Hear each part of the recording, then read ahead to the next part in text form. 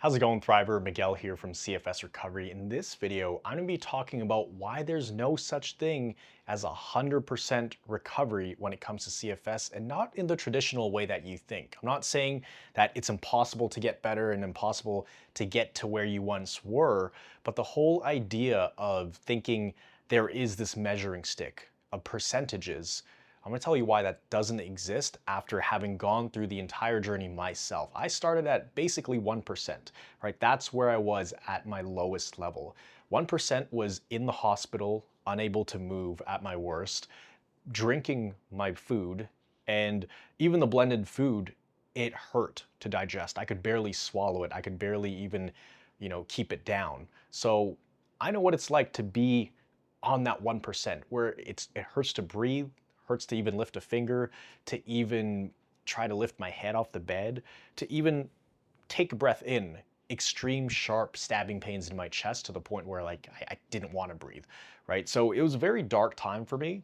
And after having gone through this entire journey and learning all these different things about the human body, about how to recover, but mostly about myself, I realized that there is no such thing as this 100% finish line, finite place that we will end up.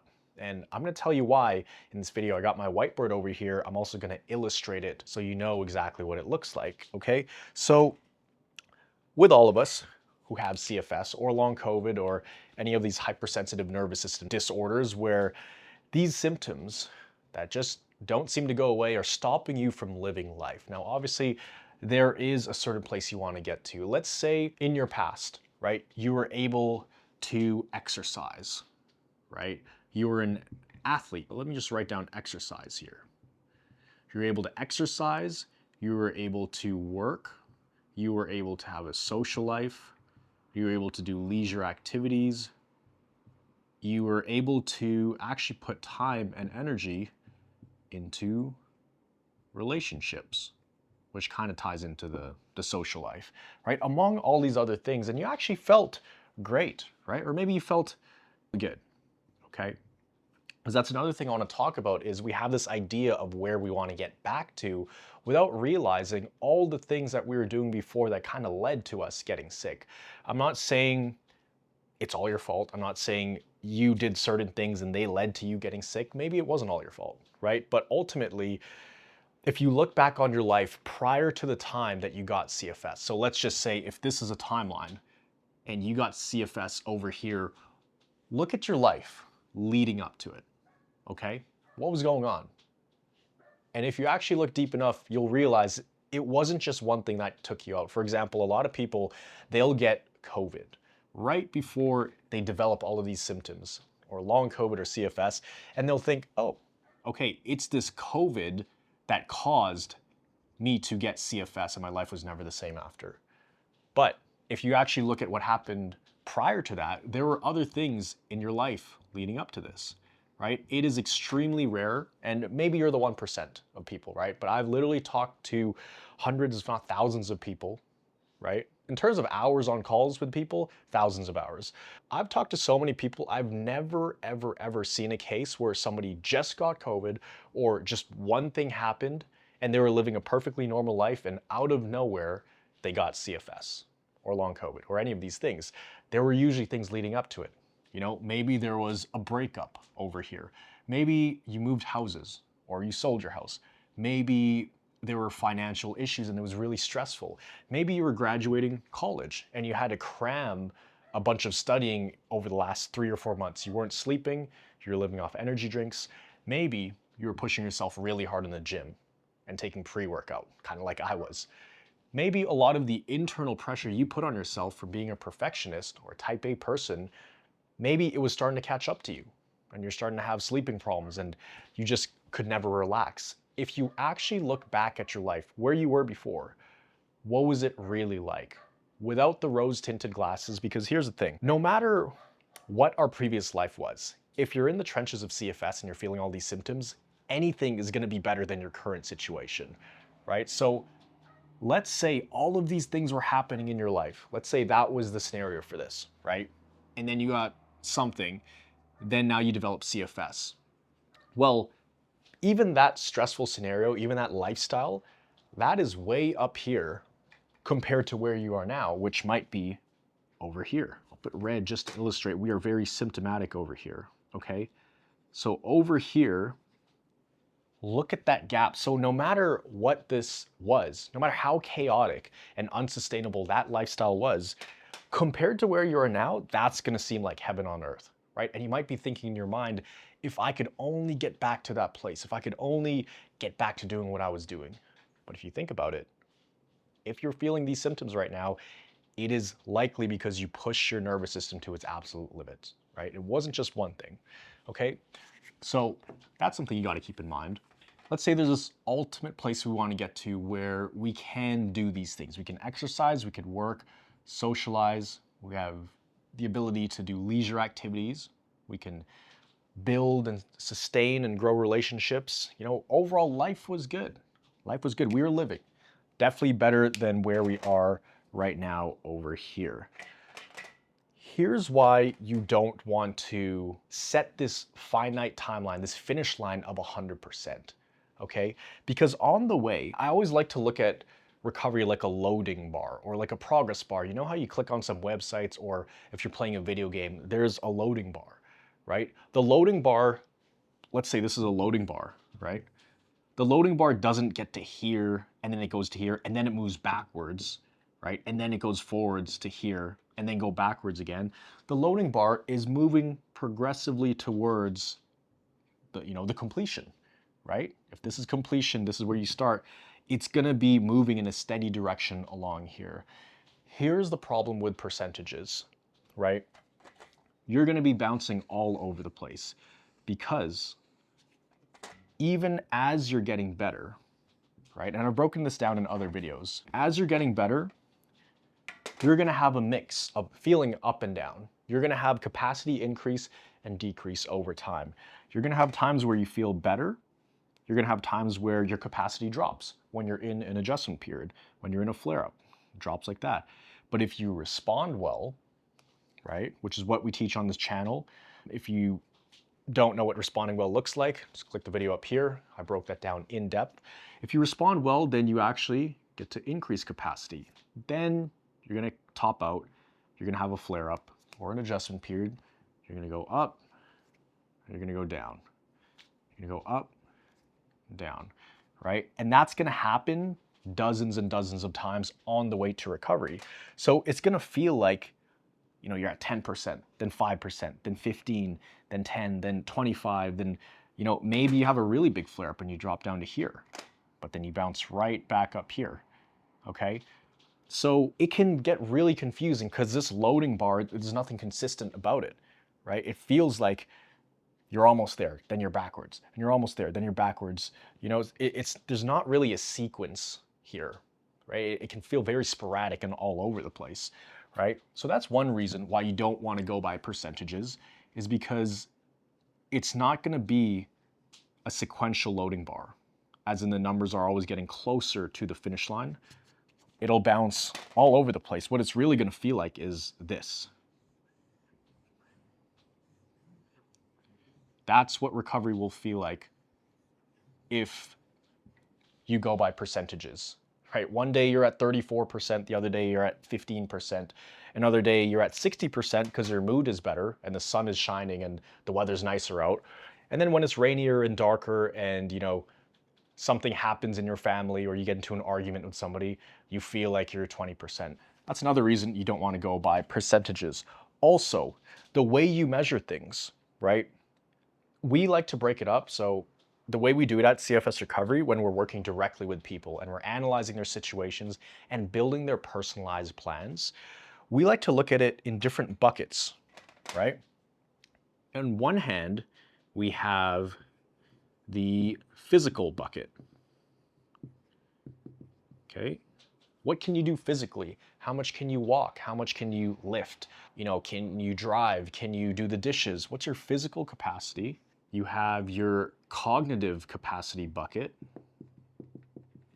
And the third one we've discovered, and that our recovery playbook goes by, is you have your emotional bucket. Here's why percentages get really confusing. It's because We may only pay attention to certain things here. Now, for most people, can you guess what they base their recovery off of? Can you guess which bucket is the most obvious one to measure? And also, which one is the least obvious to measure? Okay, take a guess.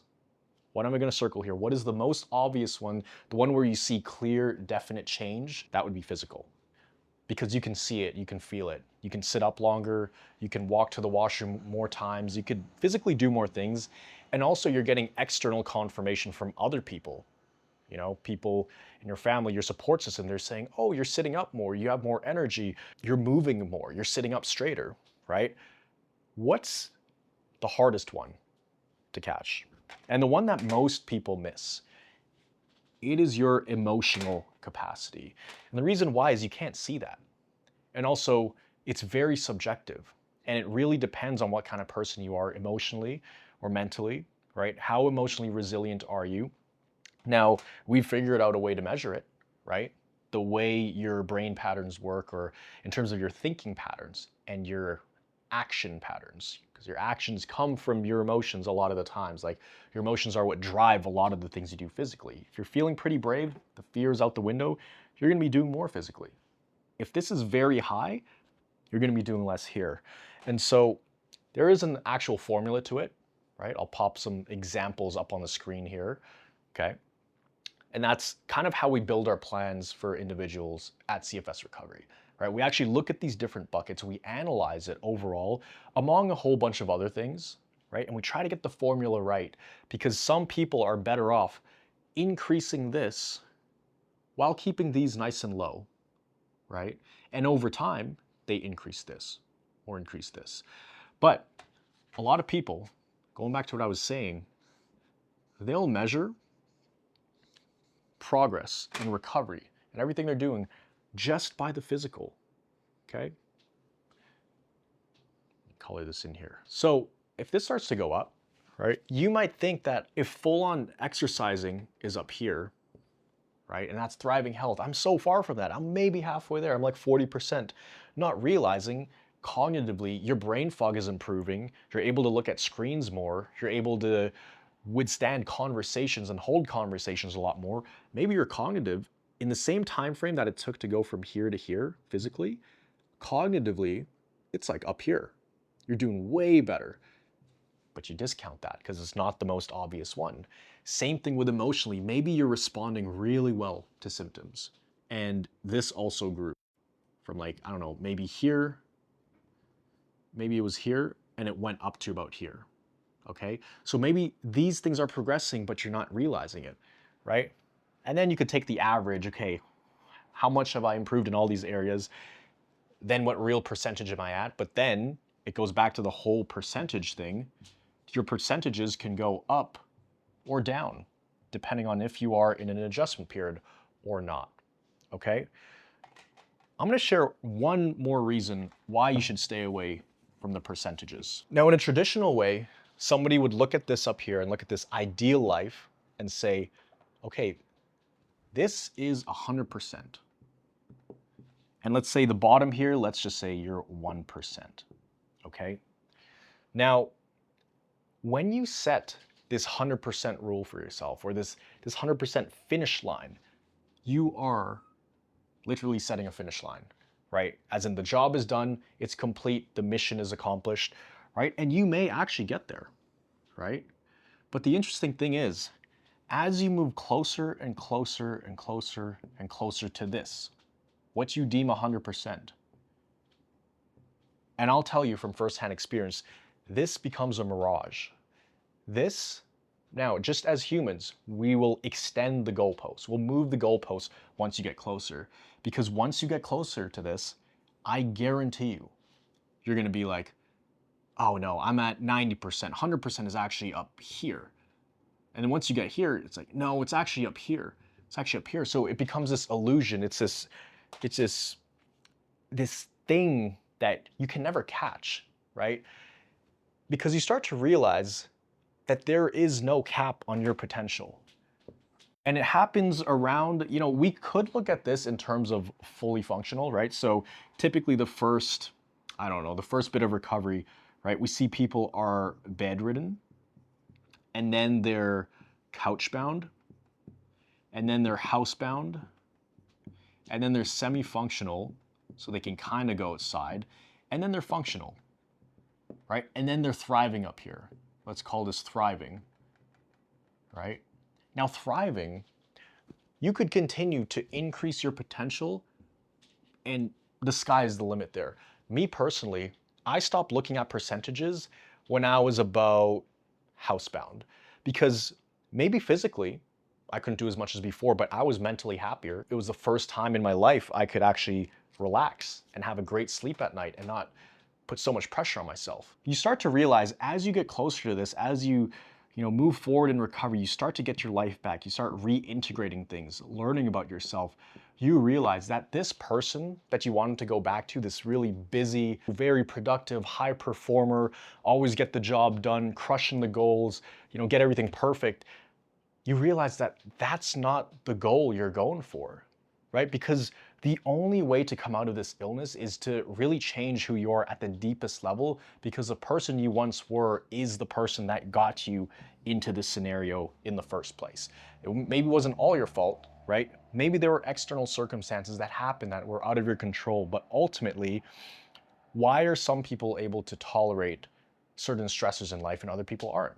We're just wired differently, and our brains are designed to work in different ways. And it just so happens that people who get CFS and long COVID were just a little more hypersensitive than the average person, right? That's not necessarily a bad thing. You can use that to your advantage, right? And that's one of the things you learn as well along the way, is how to use those traits as an advantage, but you want to use it for good. It's like a double-edged sword. That can be your biggest curse or your biggest weapon. Right? And that's something we teach people. It's how do you get out of the trenches over here, get back to living your life, being fully functional, but how do you sustain that? And how do you not just be able to do what you're doing before, but how do you go beyond that, right? Which is why we actually have an entire program built out called Beyond Recovery. This is where people go to after they recover, because now it's all about, okay, you're coming into the world as kind of like a blank slate, right? Where do you want to go from here, right? Because I guarantee you, once you get your life back, you're not going to want to go back to the things you were doing and doing things the way you were doing them. At least not exactly how you were before, because history repeats itself. If you do the exact same stuff as you did before, you're going to end up here, and it becomes a cycle. And there actually have been people, you might be one of them, who you did get sick before. You did kind of recover, and then you got sick again. It's because you didn't change things at the deepest level. So if you truly want to get to not just 100%, but beyond, if you want to maximize your potential, where the sky's the limit, and you're constantly improving and getting better and just unlocking all the potential you have inside, you're going to get rid of the 100% thinking, because you're going to realize that finish line does not exist. And that's the exciting part as well. If you reach that 100%, we actually see a lot of people. It's interesting. There have been so many people who they're bedridden or couchbound or housebound. They get to this pretty functional place, and because that was their finish line, they feel like they accomplished it. They almost kind of get depressed. They're like, what do I do from here? Because for the longest time, that was their mission in life, to get to that one place, right? Maybe it was a few years, maybe it was a few decades, but now you're out of this cave that you're so used to, and I say cave metaphorically. You exited this prison. Well, how do you live outside of that when you're so used to living in the prison? It's like people who come out after 25 years, they come outside, the world's so different, and it's like, it's all unfamiliar to them. And the way the brain works, it would rather stay with uncomfortable familiarity that it's used to, rather than expose itself to comfortable unfamiliarity, right? So as you move closer, I think naturally you're just going to start to stop thinking about this 100%. That's what we see people who recover the fastest do. I mean, that's how I recovered. That's how the coaches recovered on our team. That's how the fastest recovery stories recover. So they get rid of this 100%. Because I guarantee you, if you keep having that in your mind, the way the brain works, especially when it comes to the health, you're never going to be invincible, right? There are going to be days when you're kind of tired and you're under the weather, and if you don't think that you're fully recovered from this, you'll be like, I'm at like 99%. I'm a little tired today. Well, guess what? I get a little bit tired too. If I sleep late, if I have a great workout in the gym, yeah, my legs will hurt. I'll be more tired going up the stairs. Does that mean I'm still sick? If I feel fatigued and my legs hurt, and if I work a 12-hour day and I have some brain fog, does that mean I still got some CFS left? No, that's just normal sensations that people feel. And so I hope this makes sense for you. The biggest thing I want you to take away from this video is to understand that this whole 100% thing, get it out of your mind, right? Now, what you can do is look at your life before, look at what you were doing, and ask yourself, if I was able to do those things at a similar level, if I was able to exercise and work and socialize, build relationships, if I had a good life, yeah, that's the benchmark I want to compare where I'm at to, right? But also realize that there is a bit of a skewed vision because maybe that wasn't sustainable. Like maybe before you were exercising 7 days a week, which is part of why you might have gotten CFS, right? So if you try doing that again, yeah, you might dig yourself into a hole. Maybe you can do that, but you can't sustain it. You can't do that every week for like a year straight, right? So for example, me, I don't work out as much as I used to. I'll work out about half the frequency, but I'll get even better results because my body's actually able to recover. So it actually works out for me, right? Whereas before I thought I had to work out 7 days a week. I would get stressed out if I didn't work out, right? And same thing with working. I thought I had to work and sacrifice all kinds of fun. I had to work 7 days a week, 14 hours a day, and every thought had to be about work, okay? I was guilty when I was having fun. Now, I know how to balance it and I know how to leverage my time and bring on team members, and I'm able to actually get more results and produce more things more than I was before, right? So you don't have to go back to this old lifestyle that you had, and just be mindful of that when you're setting this benchmark for yourself of the things you want to do again. Now, I am in favor of having an ultimate dream, an ultimate vision of somewhere you want to be where it's like your North Star. And when you get to that North Star, you can celebrate. But I always like to set new goals for myself. So I'm always reaching my potential because you learn a lot about yourself on this journey and you'll realize you feel the most alive, you feel the most fulfilled when you are living congruently with your values. And when you live alongside your values, it'll prevent you from burning out, essentially, because it's something you really love to do. You're going to want to continue growing and getting better, and you won't want to set this 100% finish line cap on yourself, okay? Recovering from the CFS and long COVID, it's just a part of your life journey. Think about your life like a story. We might think that this is going to take the whole time, your whole life to recover. But if we look at this like a timeline, right? Okay, this is the start, this is the end. CFS, for most of you watching this right now, it's just a small blip, right? It's just a small blip. Maybe it's like from age, I don't know, 32 to 36 or something. Or maybe it's from, 44 to 47, or maybe 19 to 24. But if you look at the timeline, it's just a small chunk. There's so much growth that's going to happen outside of your life, outside of your CFS life. Okay, so just remember that this is just one of those chapters in your life where, it's a little challenging, but challenge is where growth occurs. So hope you enjoyed this video. I hope this made sense. Hope you got lots of value out of it.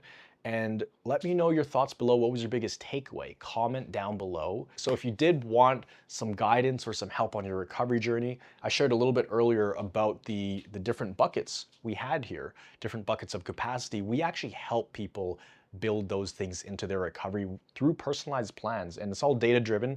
It's based on your specific situation. That's what makes us different from a lot of other programs out there is we have a diagnostic assessment tool. We could figure out exactly where you're at, even along this journey. If you're couch-bound, if you're housebound, if you're semi-functional, and if you are there, why are you stuck?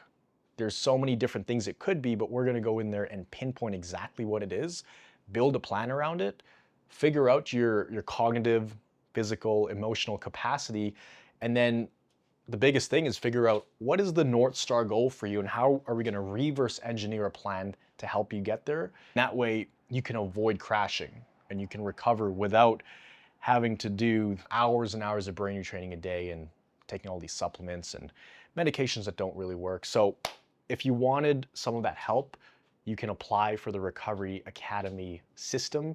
I'm gonna leave a link down below, right? We've helped hundreds and hundreds of people all around the world fully recover from this. And always remember that you are a thriver and you are just one mind shift away from living a life with thriving health. See you guys in the next video.